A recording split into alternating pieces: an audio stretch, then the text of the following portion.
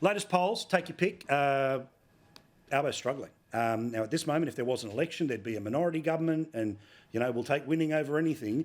But, Matt Canavan, do you think that people have started to turn in a fashion where a significant number of those who changed in 22 have started to change back, or as we saw with the Catherine wheel of we're doing something about cost of living that really was too little too late tax cuts that moved some numbers a little bit around in January, gets to move back towards Labor when they're using 40 million of our dollars to ram it down our throat that our government really cares?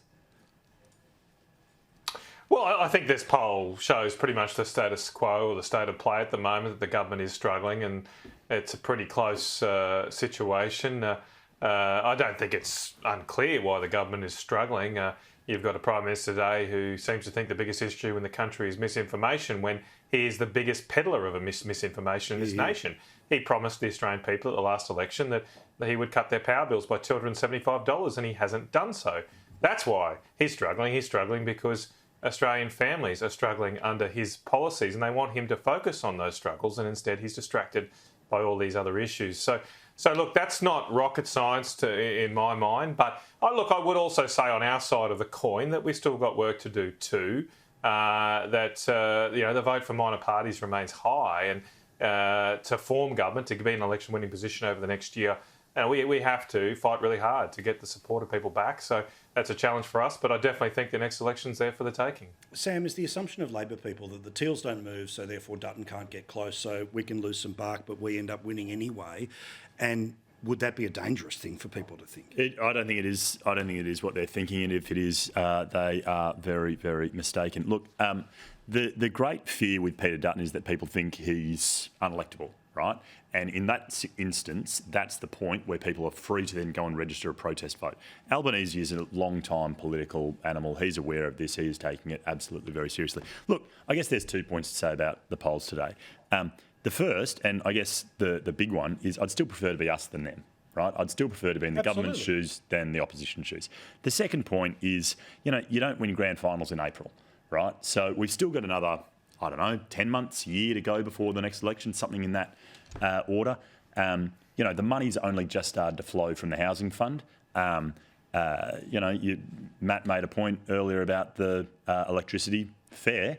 The power bill started to come down. They're scheduling another, X percent that they're hoping that it's going to come down. Is it going to be enough? I don't know. But there's still a little bit of runway to go before people, Probably not. start to feel that it's. But this is my point, right? Which is that and I remember this from the last mob, right? Which is that very easily people can get distracted by the big numbers that they see in Canberra, right? So. The cost of stage rate's $109 billion, and if you 10x that, it's $5 trillion. But when you actually get down to $14 a week, it doesn't feel like a great needle mover, right? Yes, you're right about directions of things, but if it's not a sizable change, then again, they will stand up there on budget days and say, look at this wonderful 35 million this and 25 million that. But if it doesn't actually connect to where people are and about changing their own life circumstances, then I think the government is sort of talking to the press gallery, not actually connecting with the people saying, hey, can you do something for me? Look, it's a fair point. I mean, I've always been of the view that tax cuts are gone within a couple of weeks, correct, right? You get a couple of pays and then you bank in that whatever amount of money is and it's gone. My personal view is spend it on housing. I've said this all the way through. Put another zero behind the amount that you're spending on housing and actually do something to get people, the 100 and whatever thousand people that are sleeping rough each night, do something to get them in a home, and that's something that people will reward you for. Well, I would also argue, Matt, too, that when homelessness is the highest that it's been, when 3.7 million people are having trouble feeding themselves, I think it's unconscionable for a government to be in a budget surplus when that money in some way should be being delivered directly to the charity sector. I mean, as I spoke about before, they spent $40 million on ads telling us that too little, too late tax cuts are great. They only gave $15 million extra to the charity sector, who are the ones actually dealing with the coldface, and the coldface is getting colder by the day. Well, I think we can walk and chew gum at the same time, Paul. I think we do have to balance our budget because one of the reasons that at least some people are struggling to find housing is because of the very high interest rates we've got, and that is a consequence of too much government spending and borrowing that we did over the last few years through COVID. So if we continue that, that'll only exacerbate that issue. So we have to balance the budget, but what we should be doing is looking to cut the government waste that clearly occurs and free that up to help those people that are struggling. And more needs to be done, of course, on the big gorilla of all of that is the NDIS.